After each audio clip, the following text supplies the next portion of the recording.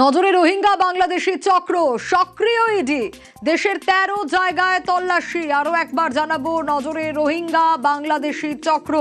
আরো বিস্তারিত এই বিষয়ে আপডেট দিতে পারবে অনুপ, রয়েছে আমার সঙ্গে।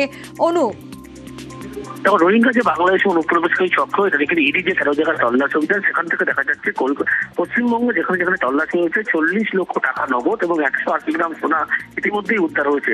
রোহিঙ্গা বাংলাদেশের নাগরিকদের অবৈধ অনুপ্রবেশে সাহায্য করা, ভারতে এনে অর্থের বিনিময়ে কিন্তু ভারতীয় পরিচয়পত্র তৈরি করে দেওয়া থেকে শুরু করে এই একাধিক দোষকারী পেয়েছিল।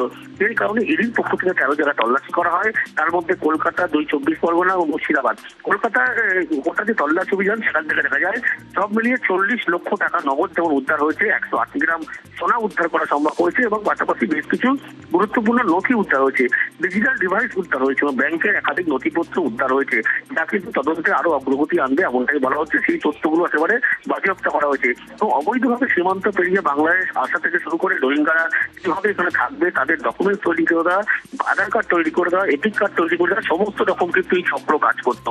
ইতিমধ্যে ইডির পক্ষ থেকে এই ১৩ জায়গায় যে তল্লাশি অভিযান, সেই তল্লাশি অভিযান পরবর্তী ক্ষেত্রে দেখা যাচ্ছে পশ্চিমবঙ্গ থেকে সব মিলিয়ে ৪০ লক্ষ টাকা নগদ এবং ১৮০ গ্রাম সোনা উদ্ধার করা হয়েছে এবং আরো যে সমস্ত ডকুমেন্টস উদ্ধার হয়েছে সেগুলো কিন্তু ইডির পক্ষ থেকে ইতিমধ্যে খতিয়ে দেখা হচ্ছে। বেশ।